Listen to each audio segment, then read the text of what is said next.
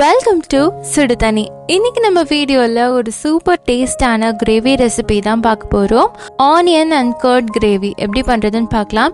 இது பக்காவான dhaba style gravy, அப்படியே தாபாவில் போய் சாப்பிட்ற மாதிரியே இருக்கும்.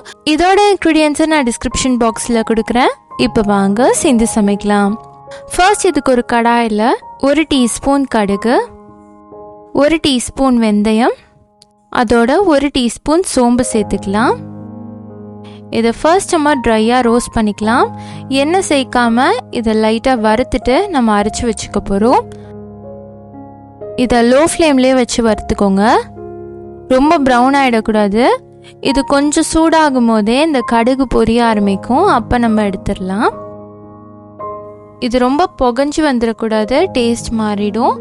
அடுப்பை லோ ஃப்ளேம்லேயே வச்சு வறுத்துக்கோங்க. இப்போ பார்த்தீங்கன்னா கடுகு பொரிய ஆரம்பிச்சிருச்சு. இப்போ அடுப்பை ஆஃப் பண்ணிவிட்டு இதை நம்ம அரைச்சிக்கலாம். இது மாதிரி ஃபைன் பவுடராக அரைச்சிட்டு நம்ம இதை தனியாக வச்சிடலாம். இதே கடாயில் 1லேருந்து 1.5 டேபிள் ஸ்பூன் எண்ணெய் சேர்த்துக்கோங்க. இந்த ரெசிபிக்கு எண்ணெய் கொஞ்சம் ஜாஸ்தி இருந்தால் நல்லாயிருக்கும், ஏன்னா தாபா ஸ்டைலில் நம்ம பண்ணுறோம். எண்ணெய் காஞ்சதும் இதில் 1 டீஸ்பூன் சீரகம் சேர்த்துக்கலாம். இது பொரிஞ்சதுக்கப்புறமா இதில் 2 பச்சை மிளகாய், 2 காஞ்ச மிளகாய் சேர்த்துக்கலாம். இதோட 1 டீஸ்பூன் இஞ்சி பூண்டு விழுது நல்லா திக்கான பேஸ்ட்டாக சேர்த்துக்கிறேன். இதை நல்லா வதக்கி விட்டுடலாம். இந்த இஞ்சி பூண்டு பேஸ்ட்டோட பச்சை வாசனை போனதுக்கப்புறமா இதில் நம்ம மசாலாலாம் சேர்த்துடலாம். இந்த எண்ணெயிலேயே 1 டீஸ்பூன் மிளகாய்த்தூள், 1 டீஸ்பூன் மல்லித்தூள், 1/2 டீஸ்பூன் கரம் மசாலா சேர்த்துக்கலாம். இது நல்லா வதக்கி விட்டுருங்க. நம்ம ஆல்ரெடி ஒரு பவுடர் அரைச்சி வச்சுருக்கோம், அதனால் கரம் மசாலா ஜாஸ்தி சேர்க்க வேண்டாம், ரொம்ப காடியாக இருக்கிற மாதிரி இருக்கும்.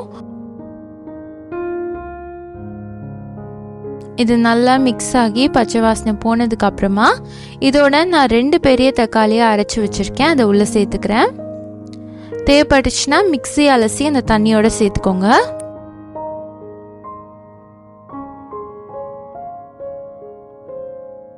இப்போ கொஞ்சமாக மிக்ஸி அலசி நான் அந்த தண்ணி சேர்த்துருக்கேன். இது ஒரு கொதி வரும்போது இதில் 1 டீஸ்பூன் உப்பு சேர்த்துக்கிறேன். அதோட நம்ம அரைச்சி வச்சுருக்க பவுடரையும் சேர்த்துக்கிறேன். சேர்த்துட்டு இதை நல்லா குக் பண்ணிக்கலாம். இந்த தக்காளியோட பச்சை வாசனை போட்டும் இதை ஒரு மூடி போட்டு நம்ம ஒரு 10 நிமிஷம் கொதிக்க விட்டுடலாம். இப்போ 10 நிமிஷத்துக்கு அப்புறமா இது நல்லா ட்ரை ஆகி வந்திருக்கு. தக்காளி நல்லா குக் ஆகிருக்கு. இப்போ இன்னும் கொஞ்சம் தண்ணி சேர்த்துக்கிறேன்.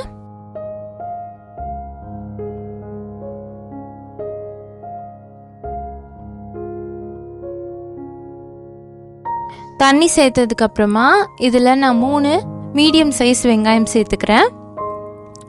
இதை அப்படியே நம்ம முழுசாக சேர்க்க போகிறோம்.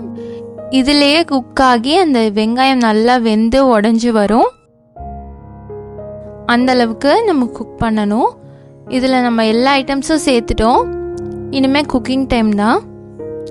ரொம்ப பெரிய வெங்காயமாக இருந்துச்சுன்னா 2 இல்லாட்டி 4 கட் பண்ணி சேர்த்துக்கோங்க. அப்பப்போ ஓப்பன் பண்ணி கிண்டி மட்டும் விட்டுக்கோங்க. இப்போ ஒரு 20 நிமிஷத்துக்கு அப்புறமா அதை ஓப்பன் பண்ணுறேன். பாருங்கள், வெங்காயம் நல்லா வெந்து உடஞ்சி வந்திருக்கு. அப்பப்போ நான் மிக்ஸ் பண்ணிக்கிட்டேன். தேவைப்படுச்சுன்னா நீங்கள் தண்ணி கூட சேர்த்து நல்லா வேக வைக்கலாம். இப்போ இது நல்லா ரெடி ஆயிடுச்சு, வெங்காயமும் நல்லா வெந்துருச்சு. இதோட நம்ம தயிர் சேர்க்கணும். தயிர் இவ்வளோ சூடாக இருக்கும் போது சேர்த்திங்கன்னா சில சமயம் தெரிஞ்சு போயிடும். அதனால கொஞ்சமாக தண்ணி சேர்த்து இதை கொஞ்சம் டைல்யூட் பண்ணிவிட்டு அதுக்கப்புறம் உடனே நம்ம தயிர் சேர்த்துக்கலாம். நான் 2 டேபிள் ஸ்பூன் கெட்டியான தயிர் சேர்த்துக்கிறேன். சேர்த்துட்டு இதை நல்லா மிக்ஸ் பண்ணி விட்டுருங்க. இதை ஒரு 2லேருந்து 5 நிமிஷம் நம்ம லோ ஃப்ளேம்லேயே வச்சு குக் பண்ணிக்கலாம். எண்ணெய் நல்லா பிரிஞ்சு வந்துடும்.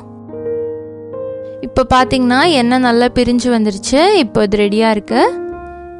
இந்த டைமில் நீங்கள் உப்பு வேணும்னா சரி பார்த்துட்டு நம்ம கொத்தமல்லி தூவி நம்ம இறக்கிடலாம். அவ்வளோதான். நம்மளோட கர்ட் அண்ட் ஆனியன் கிரேவி சூப்பராக ரெடி ஆகிடுச்சு.